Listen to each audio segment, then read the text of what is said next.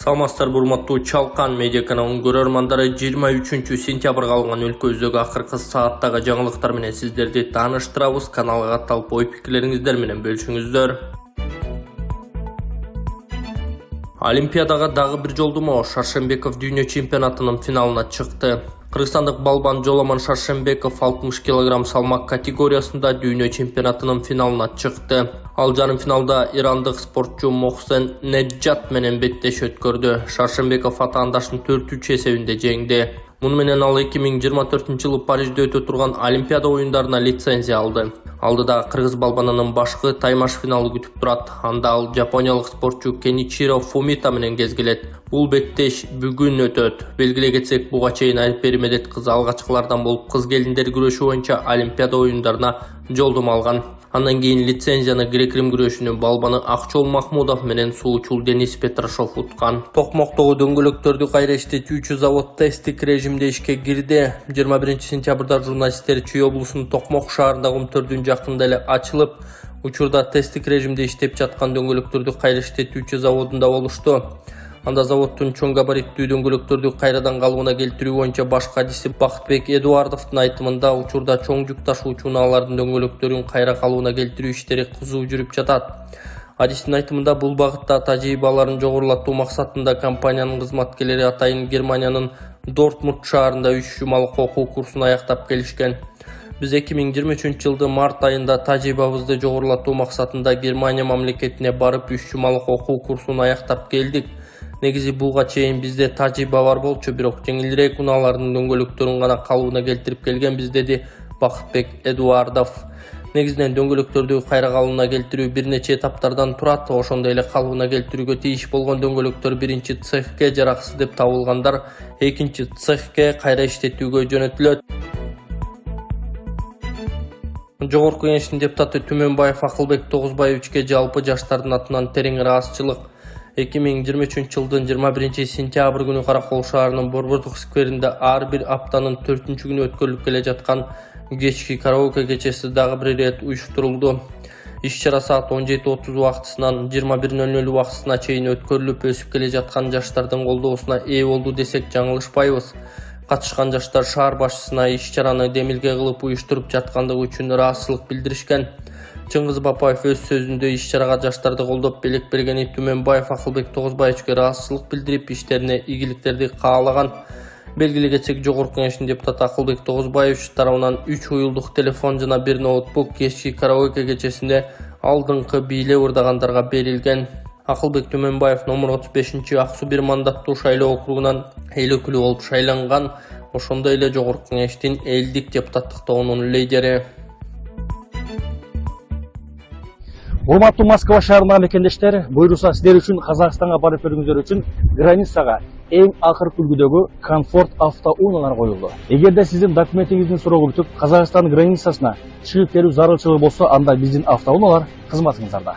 Биздин өзгөчөлүктөр, сиз границага чыгаардан мурда биздин айдоочу агалар документиңизди бүт текшерип, андан соң жолго чыгышат. Сиздерге жолдо кокусунан гаиле тоскоолдук турган болсо, айдоочу өзү алар менен сүйлөшөт. Жана границада эч кандай ортомчусуз өздөрү түз алып барып, түз алып чыгат. Жолдо белиңиздер оорубай, эч кандай кыйынчылыксыз мына ушундай бекер сууларды ичип барып келесиздер. Манас эл аралык ААК Ош филиалынын директору Тимурлан Маадамбеков иш сапар менен Караван аэропортуна барды. Манас эл аралык ачык акционердик коомунун Ош филиалынын директору Тимурлан Маадамбеков өлкөбүздүн түштүк аймагында орун алган аэропорттордун кышка даярдыгы жана аэропорттордо жасалып жаткан иштерди текшерип, Жалал Абад облусунда орун алган Караван аэропортуна баш бакты. Иш сапардын алкагында Тимурлан Маадамбеков жакында ишке берилип учактарды кабыл ала турган Караван аэропортунун учуп конуу тилкесин жана аэробекеттин абалына көңүл бурду.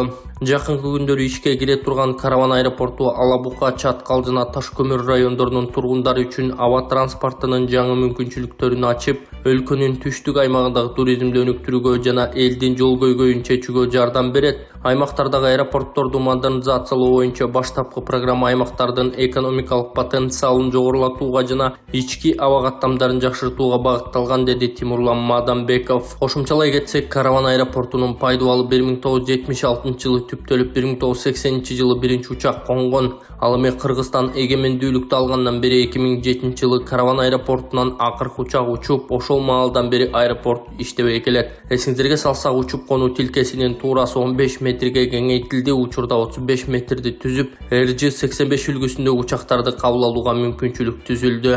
Учуп конуу тилкесинин жалпы узундугу 1740 метрге жетип, учактарды күндүз кабыл алууга шарт түзүлдү. Селекцияда аялын бычактаган киши 2 айга камалды. Чүйдүн селекция айында аялынын кулагы менен мурдун кесип зордук зомбулук көрсөткөн адам 2 айга камакка алынды. Жогорку соттун маалыматына караганда, мындай чечим Сокулук райондук соту тарабынан 22 сентябрда чыгарылган. Сокулук райондук сотунун токтому менен кылмышкерге карата бөгөт коюу чарасы катары камакка алуу түрү тергөө мөөнөтүнө башкача айтканда 20 ноябрга чейин колдонулду деп айтылат маалыматта. Эсиңиздерге сала кетсек, 20 сентябрда ооруканага бычактан алган жаракаты менен 36 жаштагы аял түшкөн. Бул иш кылмыш жаза кодексинин 130-беренеси ден соолукка атайлап оор залал келтирүү боюнча катталган. Бул факт боюнча кылмыш иши козголуп, натыйжада 39 жаштагы жаран кармалып, убактылуу кармоочу жайга киргизилген. Учурда тергөө иштери уланууда.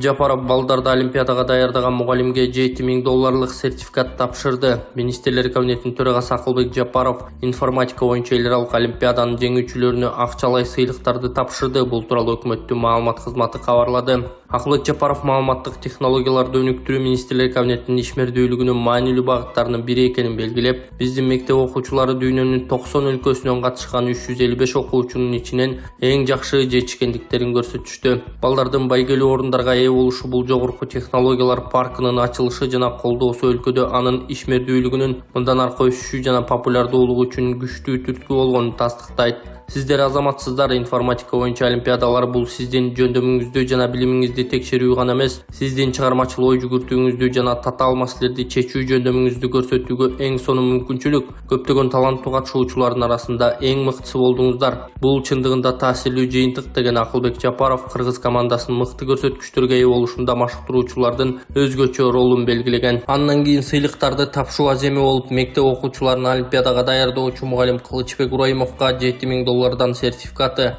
экинчи орунга ээ болгон Айдар Мундузбаевке $5000 сертификаты, коло медал үчүн Теңгиз Беккоенов менен Алихан Айдарбековго $1000 сертификаты ыйгарылды.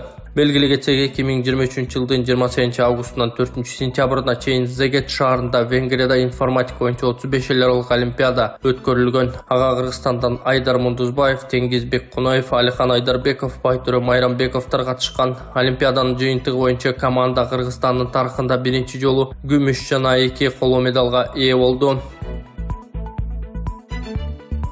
Айсулуу Тыныбекова дүйнөлүк рейтингдин сап башына чыкты. Кыргызстандык спортчу Айсулуу Тыныбекова 62 кг салмакта бириккен күрөш дүйнөсүнүн рейтингинде биринчи орунга жайгашты. Бул тууралуу дүйнөлүк күрөш уюмунун расмий сайтында маалымдалат. Күн мурун Тыныбекова Сербиянын Белград шаарында өтүп жаткан дүйнө биринчилигинде алтын медаль тагынып, дүйнөнүн 3 жолку чемпиону аталды. Бул видео жалаң эркектерге, эгерде сиз төшөктө алсыз болуп, калооңуз жок болуп жатса, андан чыгарып бат-бат туалетке барып жатсаңыз, анда сизде простатиттин белгилери. Простатиттин дарысы чакшыр, өтө жакшы жардам берет. Андан тышкары дагы айымдардын бат-бат туалетке барып цистит болуп ооруп аткандарына дагы жакшы жардам берет. Бул чөптөрдөн жасалган жана эркектердин да аялдардын дагы простатитин көтөрөт. Эгер заказ кылам десеңиздер, экранда номерларга байланышыңыздар. Адамдардын организми ысык суук болуп бөлүнөт. Эгерде суук ашынып кетсе, адамдар эмне кылат? Колубуту жылбай үшүп ооруй берет. Ошого баланс кылган иньян гель бул өтө жакшы жардам берет. Колубутуңуз жылбай жатса, кан айланыңыз жакшырбай жатса, белиңиз, бутуңуз, тамандарыңыз муктап атса, иньян гелди колдонуңуз. Бул жаш өтүп калган адамдардын кан айланысы начар болгондуктан, жаш өтүп калган аталарыбызга, апаларыбызга алып берсек, алардын кан айланысы жакшырат дагы, өзүн жакшы сезип, жылуу жүрүп калат. Заказ кылам десеңиздер, экрандагы номерларга байланышыңыздар. Садыр Жапаров Нью-Йорк фондулук биржасына барды. Президент Садыр Жапаров 21 сентябрда Уолл-стритте жайгашкан Нью-Йорк фондулук биржасына барды. Бул капиталдаштыруу боюнча Америка Кошмо Штаттарындагы жана дүйнөдөгү эң ири фондулук биржа. Нью-Йорк фондулук биржасынын вице-президенти Джон Таттл сооданы жеңилдетүү үчүн колдонулган 4 соода салдарынан турган Nice соода аянты жөнүндө, ошондой эле анын тарыхы, түзүмү жана ишмердүүлүгү жөнүндө кеңири айтып берген. Нью-Йорк фондулук биржасынын кеңсесинде жүргөндө мамлекет башчысы биржанын иш процесси менен таанышууга жана тооруктун жүрүшүн байкоого мүмкүнчүлүгү болду. Ошондой эле таанышуу учурунда президент Садыр Жапаров Nice'нин ардактуу меймандар китебине жазуу калтырган. Депутат Атамбаев абалы начарлап сөзүн токтоткон. 21 сентябрда парламент жыйынында депутат Сейит Атамбаев абалы начарлап сүйлөп жаткан сөзүн токтотту. Эл өкүлүнүн консультанттык айрым жымкаларга төмөндөгүлөрдү билдирген. Абалы начарлаганына байланыштуу сүйлөп жаткан сөзүн аягына чыгара албай калды. Жыйындан кийин үйүнө кетти деген Гүлбарчын Медетбекова. Эсиңиздерге салсак, Сейит Атамбаев мурдагы президент Алмазбек Атамбаевдин уулу.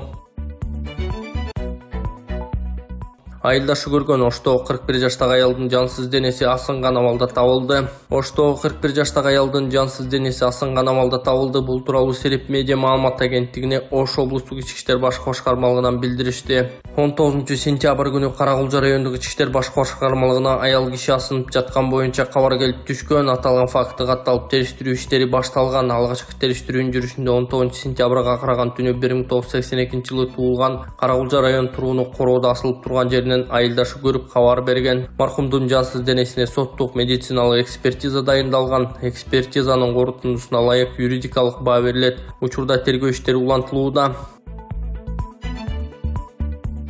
Бишкек мэри жол кирени көтөрүүнү караш керек, автобустарды камсыздоо зарыл. Бул тууралуу Бишкек мэри Эмилбек Абдыкадыров билдирди. Албетте, тургундардын ою эске алынат. Шаардык кеңештин депутаттары да өз ойлорун айтышат. Жол кирени көтөрүшүн караш керек. Автобустар сатып алынды, аларды кароо кажет, деди Бишкек шаарынын мэри.